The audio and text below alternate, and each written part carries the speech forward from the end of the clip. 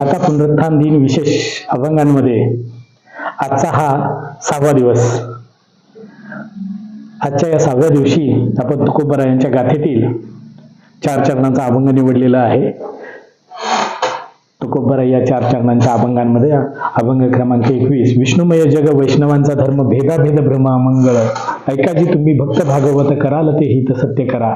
कोणाही जीवाचा न घडो मत्सर वर्म सर्वेश्वर पूजनाचे. तुका म्हणे एका देहीचे अवयव सुख दुःख जीव भोग पावे. तुकोबराय आपल्याला या 4 चरणाच्या अभंगाच्या माध्यमातून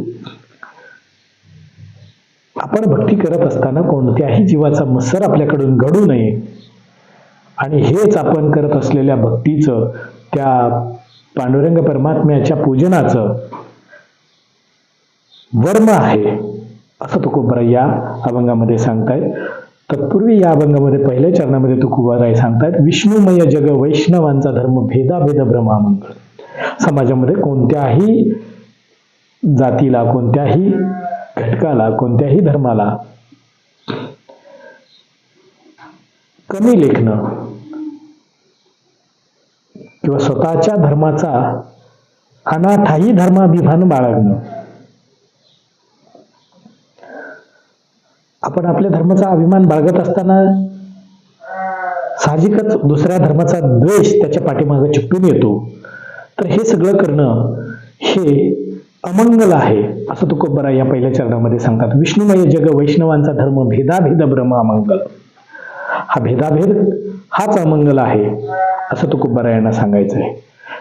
एकाजी तुम्ही भक्त भागवत कराल ते हित सत्य करा. कोणाही जीवाचा न घडो मत्सर वर्म सर्वेश्वर पूजनाचे. तुका म्हणे एका देहीचे अवयव सुख दुःख जीव भोग पावे. आपल्या शरीरामध्ये जसे अवयव आहेत, हात आहे, पाय आहेत, डोकं आहे, डोळे आहेत, कान आहेत,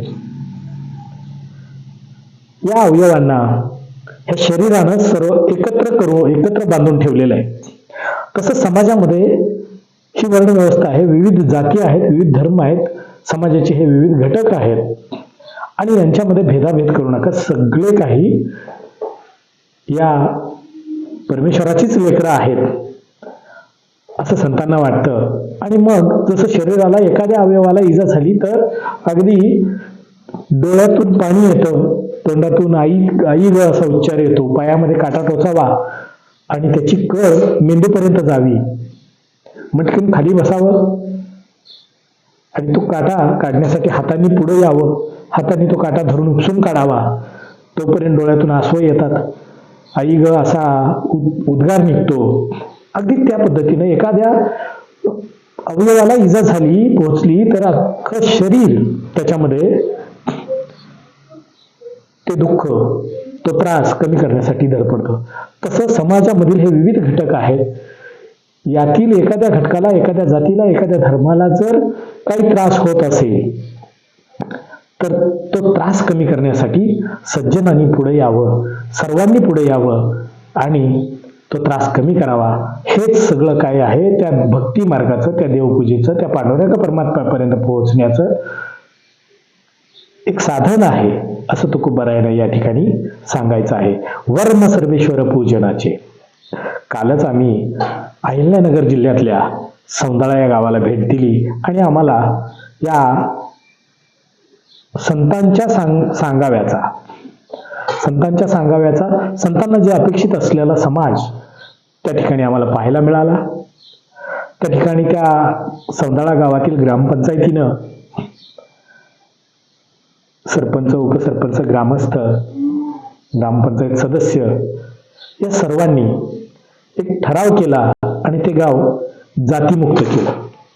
महाराष्ट्रातील ते पहिलं गाव ठरलं की जे गाव जाती व्यवस्था मानत नाहीये, तिथं माणसाला माणसासारखं वागवलं जाणार किंवा वागवलं जातं हे आम्हाला त्या ठिकाणी दिसून आलं. आम्हाला आनंद झाला. आम्ही संत साहित्याचा अभ्यास करत असताना संतांना अपेक्षित असणारा समाज आम्हाला तिथं दिसला. 12व्या शतकामध्ये नामदेव महाराजांनी वारकरी संप्रदायाचा पाया पंढरपूरच्या वाळवंटामध्ये घालत असताना समतेचा विचार घेऊन, समाजातील सर्व घटकांना सोबत घेऊन वारकरी संप्रदायाची स्थापना झाली. आणि त्या वारकरी संप्रदायात कोणतंही उच्च नीच भेदभाव पाळला जाणार नाही. असा बेसच, समतेचा बेस असलेला हा वारकरी संप्रदाय, संतांना अपेक्षित असलेला समाज आम्हाला त्या ठिकाणी दिसला. म्हणून आम्ही काल तिथे गेलो. ग्रामस्थ, सरपंच, ग्रामपंचायत सदस्य